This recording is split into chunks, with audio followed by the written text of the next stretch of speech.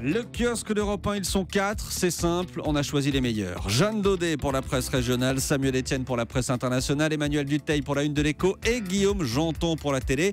Mesdames, messieurs, bonjour. Bonjour Maxime.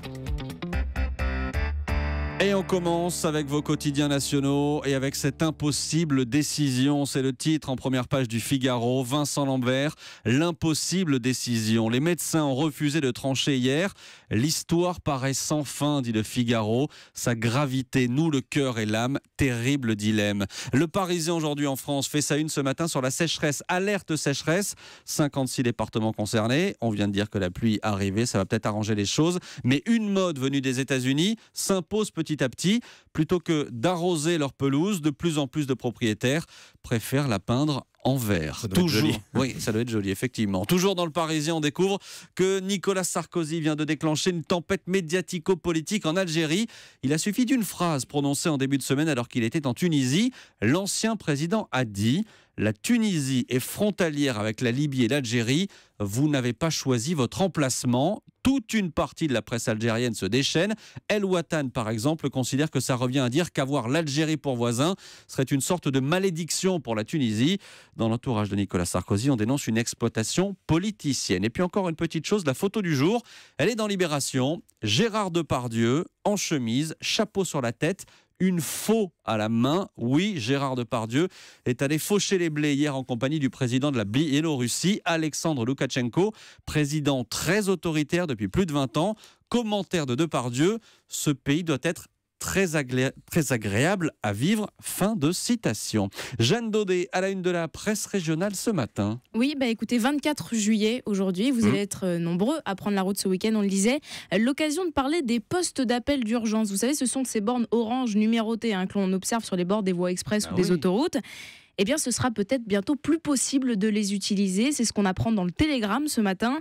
En 10 ans, 50% de ces postes ont disparu des routes de France. Et en Bretagne, plus précisément, sur les 547 encore présents, seule la moitié marche encore. Et Jeanne, c'est pas dangereux ça justement ? C'est là tout le débat. D'un côté, vous avez la direction interdépartementale des routes de l'Ouest qui estime que ces bornes sont de moins en moins nécessaires au fur et à mesure que le téléphone portable se généralise. Autre raison majeure, le coût de ces bornes, difficile de les entretenir compte tenu des moyens financiers de l'État, explique-t-on. Et difficile aussi d'assurer la présence d'un gendarme ou d'un policier au bout du fil. À l'inverse, certaines associations de défense des usagers dénoncent, je cite, des économies de bout de chandelle. Elles rappellent qu'il faut assurer la sécurité de tous les automobilistes. Certains d'entre eux n'ont pas de téléphone portable et quand bien même, ils peuvent ne pas capter, être en panne, décharger ou bien encore avoir été endommagés dans un accident. Alors une solution, peut-être en 2018, tous les véhicules neufs européens devront alors être équipés d'un signal d'appel d'urgence automatique en cas d'accident. Mais vous avez déjà utilisé ces bornes, vous ? Jamais. Jamais d'accident, moi. Je conduis beaucoup trop bien. C'est ça doit être ça. Merci Jeanne Daudet. On peut tomber en panne, on n'est pas obligé d'avoir un accident. Oui, c'est vrai. Bonne remarque d'Emmanuel Dutheil. Samuel Etienne, la une de la presse internationale ce matin, qu'est-ce qui a retenu votre attention ? Eh bien Maxime, à la une du quotidien américain The Washington Post, ce très, vous allez voir, inquiétant constat, tout notre quotidien sera bientôt à la merci des pirates informatiques. Ouais. Est-ce que l'un d'entre vous a déjà entendu parler de la performance en début de semaine de 2 experts en sécurité informatique américains ? Non, et le contrôle de voiture, c'est ça ? Gagné. Ils ont réussi à pirater, Emmanuel, à prendre le contrôle d'une voiture qui roulait sur une autoroute. Ils ont pris le contrôle de la radio, des essuie-glaces, beaucoup plus gênant, du volant et du moteur, avec un ordinateur. Et oui, nos véhicules sont de plus en plus bourrés d'électronique et d'informatique. Et tout ça, eh bien, ça se pirate. D'ailleurs, vous avez peut-être eu vent d'un autre piratage, c'était en mai dernier. Ah oui, un avion. Exactement. Ouais. Un hacker américain a été arrêté par le FBI après avoir brièvement pris le contrôle d'un avion de ligne et modifié sa trajectoire. Il était dans l'avion, sur son siège. C'est d'ailleurs lui-même qui a alerté le FBI pour mettre en évidence des failles dans le système de sécurité. Mais concrètement, c'est quoi la menace ? En fait, cette menace, elle est infinie parce que si on peut pirater une voiture ou un avion, eh ben, on peut aussi pirater les portes d'une prison, un drone, un système de surveillance, toute votre domotique à la maison, vous savez, les volets par exemple, pour les ouvrir. Alors, Internet est partout désormais. Aux États-Unis, on parle d'IoT, Internet of Things, l'Internet des choses. Et les experts en sécurité craignent que bientôt, eh bien, on ne parle plus que d'un autre IoT, Internet of Targets, l'Internet des cibles. Alors bien sûr, on peut espérer que les fabricants de toutes ces choses vont mettre en place des protections contre les virus, contre les prises de contrôle extérieures, mais en la matière, hélas, les pirates ont souvent un coup d'avance. Et un jour, ils prendront le contrôle de ce kiosque. Mais nous serons là pour résister. Merci Samuel Etienne. Emmanuel Dutheil, la une de l'Écho ce matin. On parle de voiture ? Oui, ils vont peut-être prendre le contrôle de mon sujet, justement, puisque moi, j'ai envie de vous parler de Ferrari ce matin. Pourquoi ? Eh bien, parce que l'on va bientôt tous pouvoir s'en acheter. Une bonne nouvelle. Eh ben voilà, je vous vois heureux, ou peut-être certains se dire que je suis complètement malade, ou vous venez peut-être juste d'apprendre que je viens de gagner au loto. Non, rien du tout de tout cela. On va bientôt pouvoir tous s'acheter une action Ferrari. Et oui, la célèbre marque italienne de voitures va entrer en bourse au mois d'octobre. On sent la déception dans le studio. Voilà. Mais bon, c'est déjà pas mal une action. Ouais. Et elle a choisi pour entrer en bourse la bourse de New York. Alors vous pourriez également vous demander, mais pourquoi New York et pas Milan en Italie ? C'est assez simple, Ferrari étant l'une des marques les plus fortes au monde, eh bien le groupe veut jouer sur le côté visibilité et international de New York. En tout cas, ça va vraiment être une introduction événement, comme nous le dit ce matin Le Figaro. Le patron de Fiat, à qui appartient Ferrari, estime que la marque vaut quand même environ 10 milliards d'euros. Et à quoi ça sert d'entrer en bourse ? Eh bien, Fiat Chrysler, car c'est aujourd'hui la même entreprise, a de très grosses ambitions pour l'avenir. Le 7e constructeur mondial veut grossir. Bon, j'ai presque envie de dire qu'il est quand même obligé de le faire pour ne pas être marginalisé. Alors qu'il produit aujourd'hui environ 5 millions de véhicules, il veut passer à 7 millions dans 5 ans.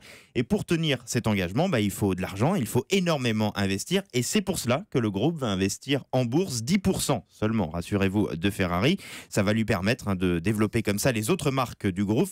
Fiat Chrysler veut par exemple faire de Jeep une marque mondiale. Il veut relancer les ventes d'Alfa Romeo ou doper également celle de Maserati.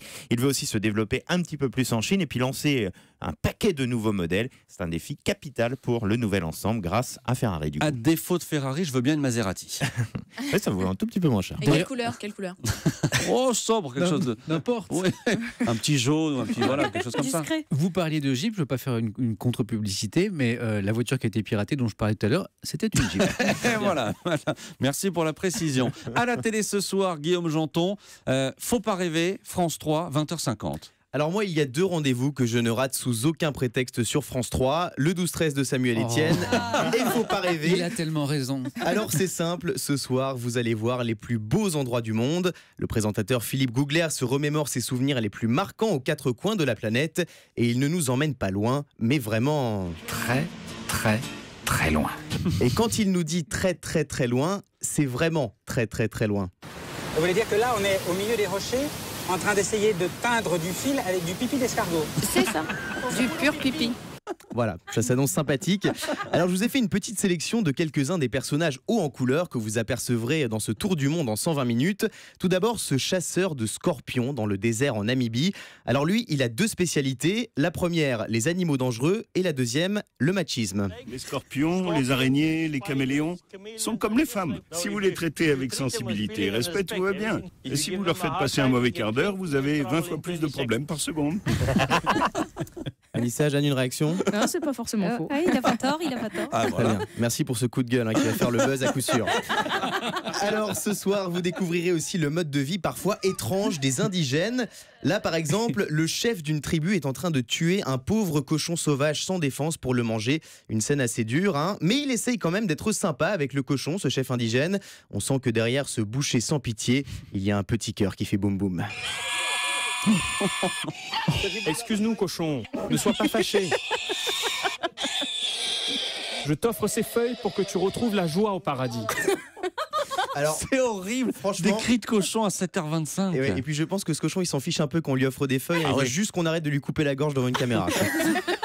Et pour finir, après l'Indonésie, direction la Laponie, où les équipes ont rencontré un éleveur de rennes. Alors je sais pas si c'est parce que l'hiver est particulièrement rude là-bas, mais ce monsieur a l'air très à cran.